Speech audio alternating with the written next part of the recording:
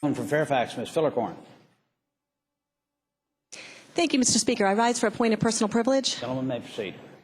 Mr. Speaker, ladies and gentlemen of the House, we're in the last few days of the session, and clearly the issue of this session is whether or not we close the coverage gap and help ensure 400,000 Virginians. Unfortunately, we're facing a choice between how to make this work versus simply no. Last year, the main issue was transportation, and after navigating many hurdles, we made that work.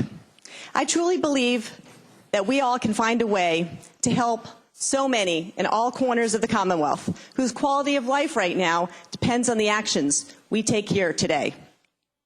Often in this House, we hear of Washington-style politics. Mr. Speaker, ladies and gentlemen of the House, 10 days ago, there was another type of politics that came to Washington, D.C., and that was the National Governors Association. One of the biggest stories that came out of that meeting was the number of Republican governors working together, trying to find solutions to the coverage gap through the private option. The federal government has approved plans already with Governor Branstad of Iowa and Governor Snyder of Michigan. And they are continuing their negotiations with other governors, like Governor Corbett of Pennsylvania and even Governor Pence of Indiana. I don't know if there was a bigger opponent of the Affordable Care Act in Congress than Governor Pence, but he is trying to make a way to use federal funds to help cover the individuals in his state. Yet we keep hearing reasons why we can't figure out a way to take the $5 million a day that has been set aside for Virginia, which with our people and our businesses have already paid in through taxes. These are funds that we can get back now to cover those badly in need of health care. We've heard so many stories on the floor and so many stories we've read about, and so many of us have had discussions with countless individuals. Moving real-life situation told by my colleague, Delegate Ward, on the floor on Tuesday. We've also spent so much time in agreement on the floor trying to improve our mental health system. Let's not lose sight of the fact that a substantial amount of these funds would go towards mental health services. Mr. Speaker and ladies and gentlemen, we also keep hearing about the Merck Commission. We've heard about the Merck Commission on the floor, that they need more time to work, more time to complete its work before we can move forward. But it's important to note that the Commission is made up evenly divided between members of the House and the Senate. And it's interesting to note that the Senate members have not found the work of the Commission to be worthy of a delay at this time. In fact, Senate Republican members of the Commission have been key proponents of Marketplace Virginia program. Mr. Speaker and ladies and gentlemen of the House, the ground has been shifted in the year since the Commission began its work. So many states are taking the funding to expand health care.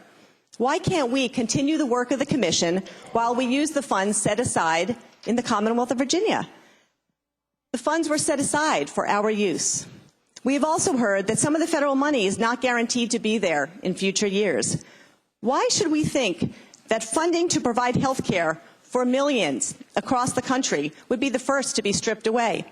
Imagine in 2022, if we look back, we're forced to look at our actions of today, and we find out that the funding was never threatened. We could have had 8 years looking in from the outside at other states whose people and economies benefited from this expanded health care.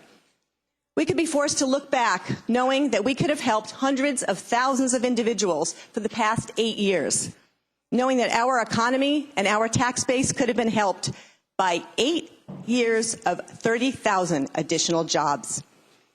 We have also heard that the House budget contains $118 million to help the hospitals.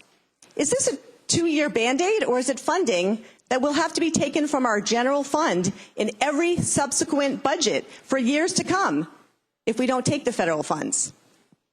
Even so, this would be just a fraction of the funding that our hospitals need, just a fraction. This $118 million is funding that could be used these days for schools in my area and across the Commonwealth. If we say no to Marketplace Virginia, the only option for some people will be to go to the emergency room for health care. But what do we say to these people if a hospital closes? If the hospital closes, what options do they have? Because we failed to secure the vital funds for these hospitals from the plan. Not to mention the loss of jobs that would occur from the closing of a hospital. How much more funding would be needed to open a hospital that is closed or build a new facility in the same region? Think about it. While some here have been critical, I am pleased that the governor has been spending time out and about with doctors, talking to nurses, and employees at hospitals throughout the Commonwealth. What better way to hear about people than visiting an emergency room that could be better helped in a doctor's office or a clinic? Close to my district, I know of a Fairfax hospital saw over 18,000 uninsured patients in their emergency room last year alone. 18,000 uninsured patients. That was over 17% of the ER patients, averaging out to over one uninsured patient every half hour in just that one hospital alone. Shocking.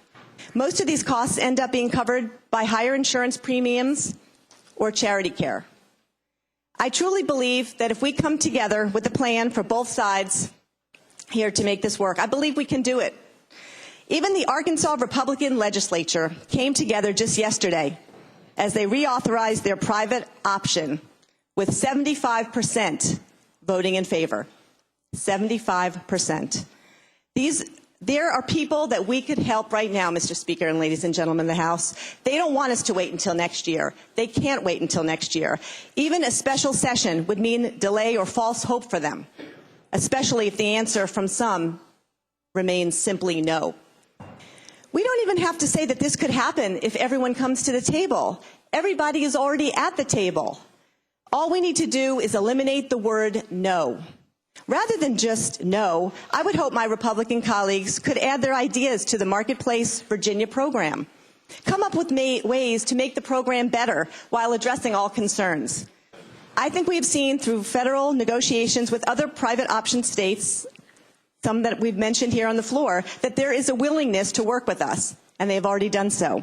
For those that question if the government would approve our plan, maybe our request would be helped if we had input from all sides, all of us together, a united front, and a desire to have the best program that could work for all of our people. Mr. Speaker, ladies and gentlemen, across the country, leaders of both parties are trying to have their states close the coverage gap in a way that works best for each state. Let me end with the words of one governor in a speech given last year when he said, and I quote, "I can't look at the disabled. I can't look at the poor.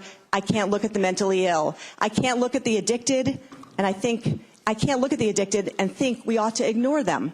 For those that live in the shadows of life, those who are the least among us, I will not accept the fact that the most vulnerable in our state should be ignored. We can help them, and I want all of you to think about this." That was Ohio Republican Governor John Kasich. Let's think about this here in the Commonwealth of Virginia. Let's make this work for all of our people, all of us together. Thank you, Mr. Speaker.